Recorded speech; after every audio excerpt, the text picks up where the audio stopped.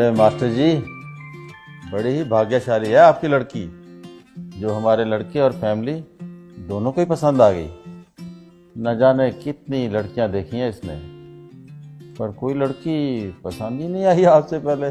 बड़ी ही समझदार और संस्कारों वाली है हमारी बेटी। हमारा बेटा भी किसी मामले में कम नहीं है, लाखों में एक है हमारा लाल। जी, ये तो और भी अच्छी बात है। अजय, मैं तो कहता हूँ ज्यादा सोचने की जरूरत ही नहीं। अरे एक अच्छा सा मुहूर्त निकालिए और निपटा देते हैं शुभ काम को। जी, जैसे आप अच्छा समझे। पर शर्मा जी, मेरे हिसाब से बच्चों की राय जान ली जाए तो ठीक रहेगा। अजय, कैसी बातें कर रहे हो मास्टर जी? आप बच्चों की राशि मिलवाइए और हो जाने दीजिए। नहीं अंकल जी, आप लोगों को एक बार हमारी बात सुन लेनी चाहिए। आपकी बात? कैसी बात? हमारी कुछ मांगे हैं। मांगे? मांगे कैसी? माफ कीजिएगा, शायद आप लोगों को मेरी बात बुरी लगे, पर इस रिश्ते को आगे बढ़ाने के लिए आप लोगों को हमें कुछ प्रूफ देने होंगे। प्रूफ? कैसे प्रूफ? हमें आपके बेटे के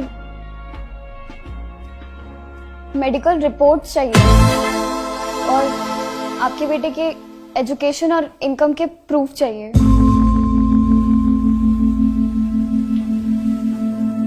पुलिस वेरिफिकेशन के साथ आपके बेटे का कैरेक्टर सर्टिफिकेट और जिस घर में आप लोग रह रहे हैं उस घर का ओनरशिप प्रूफ चाहिए। ये सभी प्रूफ देने के बाद फिर चाहे राशि मिले ना मिले, हम इस रिश्ते के लिए तैयार हैं। मास्टर जी, ये सब क्या है?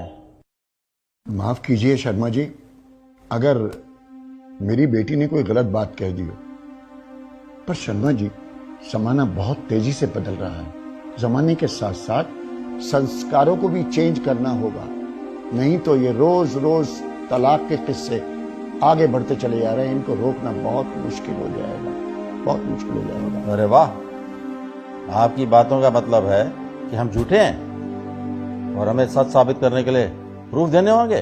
अरे वाह। सुनो जी, मास्टर जी को भी बात करने का मौका दो।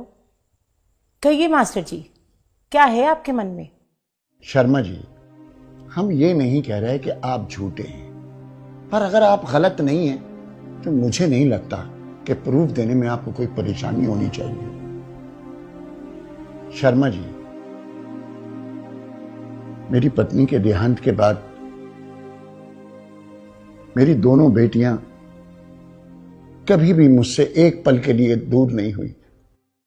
आज मेरी लाडली बेटी, मेरा जिगर का टुकड़ा, जिंदगी भर के लिए किसी दूसरे के साथ कैसे जा सकती है,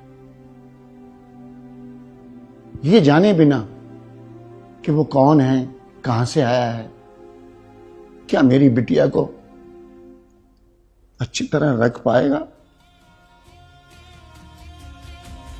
शर्मा जी, मैं अपनी बेटी का भाग्य तो नहीं बदल सकता,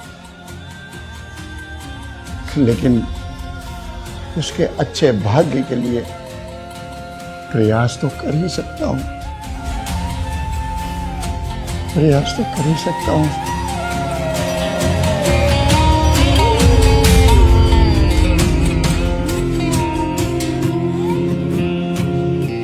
अंकल, अंकल अब आप ही बताइए, एक सिर्फ न्यूज़पेपर की एड के बेस पे कैसे मेरे पापा किसी के भी हाथ में मेरा हाथ सौंप सकते हैं? कैसे विश्वास कर ले इन न्यूज़पेपर वालों के ऊपर जो पैसे लेकर किसी के बारे में कुछ भी छाप सकते हैं?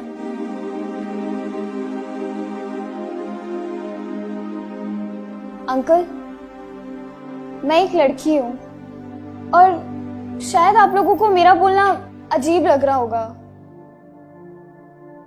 पर अंकल आपको पता है आजकल सिर्फ 23% तलाक विचार ना मिलने की वजह से और 77% तलाक झूठ के बुनियाद पे रिश्ते बनने की वजह से हो रहे हैं। हम लोग भेड़ चाल की तरह बेटी बचाओ बेटी पढ़ाओ के चक्कर में बेटियों को बसाना भूलते जा रहे हैं।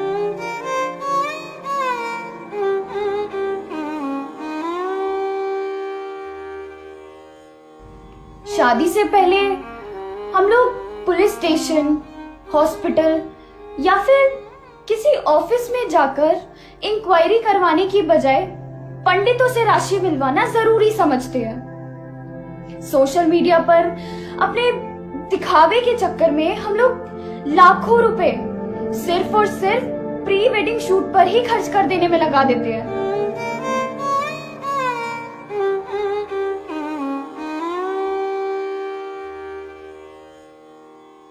हमारे हिसाब से प्री वेडिंग शूट के बजाय अगर प्री वेडिंग इंक्वायरी पर ध्यान दिया जाए तो शायद ये तलाक के किस्से कुछ कम हो सकते हैं। और अंकल, हम ये नहीं कह रहे हैं कि लड़के या लड़के वाले ही गलत होते हैं। ताली दोनों हाथों से बजती है। इसलिए आपके प्रूफ लेने से पहले हम आपको वो सारे प्रूफ देना चाहते हैं जो हम लोगों ने आपसे मांगे हैं।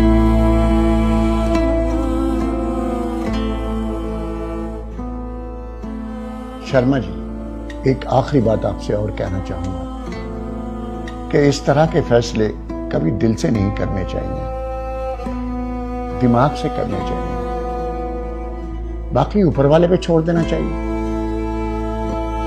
उसके आगे आपकी मर्जी।